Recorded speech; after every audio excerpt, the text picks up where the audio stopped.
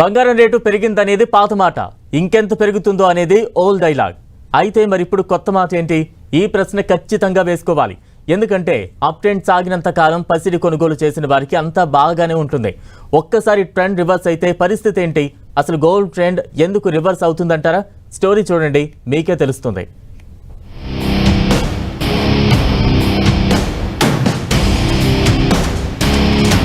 బంగారమే బంగారం, ఇది తప్ప వేరేది లేదు.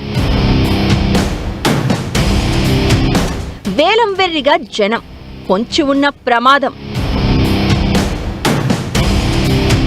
పెరుగుతున్నంత సేపు ఓకే, క్రాష్ అయితే బంగారం డిమాండ్ ఏమాత్రం తగ్గదు. ఇప్పటికే ప్రపంచం నలుమూలల నుంచి వస్తున్న విశ్లేషణలతో జనం హోరెత్తిపోతున్నారు. ఏకంగా షాపుల ముందు క్యూ కడుతున్నారు. వీళ్లంతా కొత్త ఇన్వెస్టర్లంటే ఏ స్టాక్ మార్కెట్లో మరో రకపు ఇన్వెస్టర్లో కాదు. ఇప్పుడు కొనేసి ఓ వారంలో మంచి రేటు వస్తే అమ్మేద్దామనుకుంటున్న ఇన్వెస్టర్లు.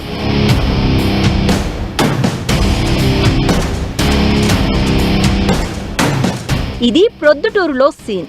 బంగారం కొట్ల బజారులో ఏదో కూరగాయల మార్కెట్కి వచ్చినట్లు వచ్చారు.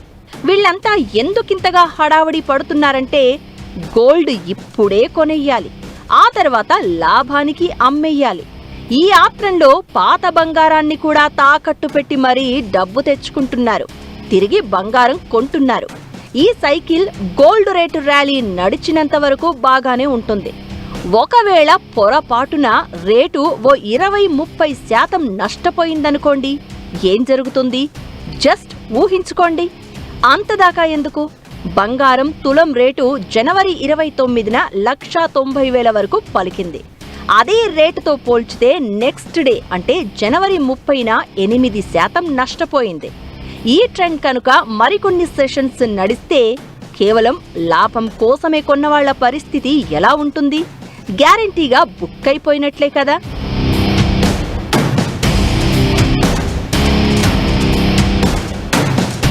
పైగా ఇలా కొత్తగా బంగారం కొనుగోలు కోసం సొంత డబ్బు, లేదంటే ఎలాంటి రిస్క్ లేని డబ్బు, అంటే పెట్టుబడి పెట్టే డబ్బు, భవిష్యత్తులో ఎలాంటి అవసరం వచ్చినా వాడాల్సిన అగత్యం లేని డబ్బైతే ఇబ్బంది ఉండదు.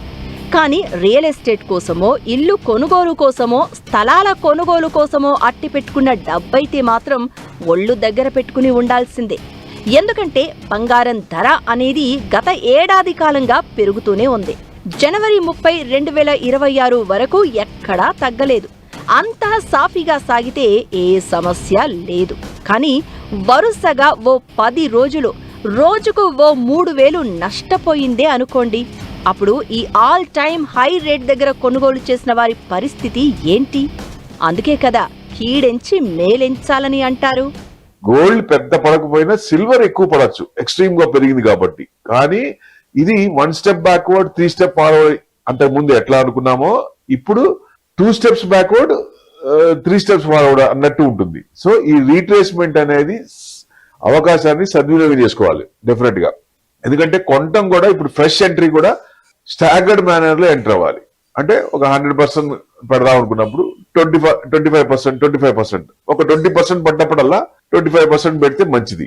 ఆ రకంగా వెళ్ళటం మంచిది. కానీ గ్లోబల్ డెవలప్మెంట్స్, దేశాల మధ్య యుద్ధాలు, ఇతర మార్కెట్లలో అనిశ్చితి బంగారాన్ని పెట్టుబడికి స్వర్గంగా మార్చేశాయి. అందులో సందేహమే లేదు.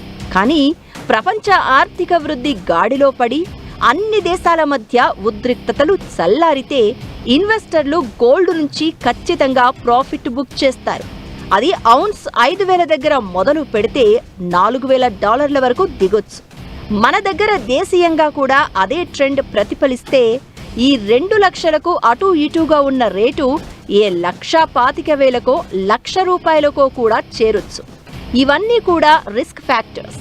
వీటి గురించి అవగాహన, సరైన విశ్లేషణ చేసుకోకుండా పెట్టుబడులకు దిగితే మనకి ఆభరణంగా మిగులుతుంది తప్ప నష్టాలు తప్పవు.